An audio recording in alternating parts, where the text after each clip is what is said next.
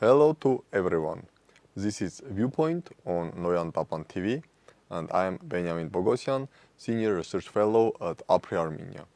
Today we will discuss the parliamentary elections in Georgia. What happened there, what may happen, and why it is important, if important, for Armenia. First of all, about parliamentary elections itself.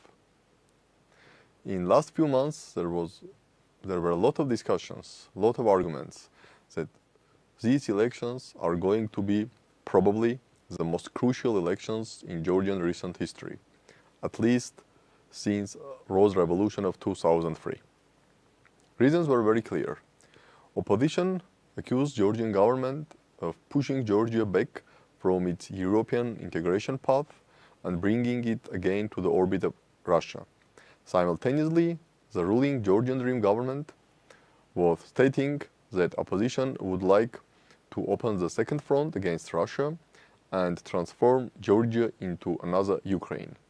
So, from both perspectives, geopolitics played a significant role here. It was not mostly about election salaries, unemployment, roads, infrastructure, etc. It was an election about, do you want Europe or Russia, or do you want war or peace? And the ruling party even put some big posters in Georgian streets comparing the peaceful Tbilisi with war-ravaged different Ukrainian cities. Also, the Georgian Dream took some steps in recent months, which again created tensions between Georgia and the West. First of all, this was the law on transparency of foreign influence. First time Georgian government tried to adopt the law in 2023. However, after significant protests, the draft law was recalled from the parliament. This time, again, big protests, but Georgian government moved forward and adopted the law. Then there was a law against propaganda of LGBT, and again, a lot of criticism from the West that both two laws definitely against European and Western values. And if Georgia wants to continue its European integration path, Georgia should cancel these laws. The European Union and the United States took some actions against Georgia. The EU halted the accession process. Just for a reminder, Georgia got its candidate status for EU membership in December 2023. And also, the EU cancelled next allocation to the Georgian defense from European Peace Facility. United States imposed several sanctions on some Georgian individuals, including people who were representing the law enforcement bodies. In this tense environment, opposition used all these actions and growing tensions between the West and Georgia somehow to substantiate its claims that Georgian Dream has some sort of hidden Russian agenda. It would like to bring Georgia back to Russia. Simultaneously, Georgian Dream was fighting the economic growth in Georgia, 2022, 2023, and also first 9 months of 2024, telling that this economic growth is a result of prudent policy of Georgian government, who did not join anti-Russian sanctions, and by doing this, it ensured the well-being of Georgian citizens. And Georgian Dream was telling that the government of Georgia should serve the interests of Georgian people and not the interests of the European Union or the United States. At the end of the day, Central Elections Commission stated about official results.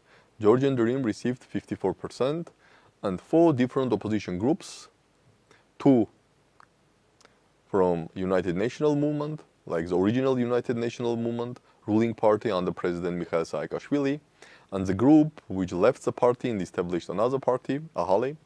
These 2 groups overcome 5% threshold. Also, Strong Georgia, based on the Ledo for Georgia party established by the businessman Mamuka Khazaradze, and also Georgi Gakharia. Gakharia, who was one of the prominent members of the Georgian Dream. He was the Prime Minister of Georgia, but resigned in February 2021, established his own party and entered the politics, also taking part in 2021 Tbilisi mayoral elections. So these 4 groups entered the parliament. They overcome the 5% threshold. But all four rejected to recognize the results, accusing the government of a large-scale electoral fraud. The president of Georgia, Salome Zurabishvili, who was in a tense relation with Georgian Dream for at least 1 year, also did not recognize the election results. She called for protests, and the first protest rally took place in Tbilisi on October 28.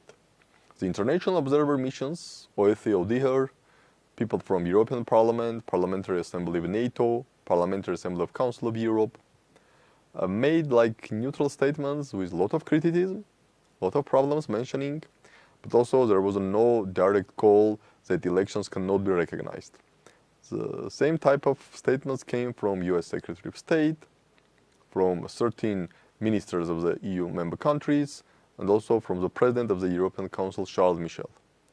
In any case, Georgia again found itself in a political crisis, similar to what happened in 2020, after 2020 parliamentary elections.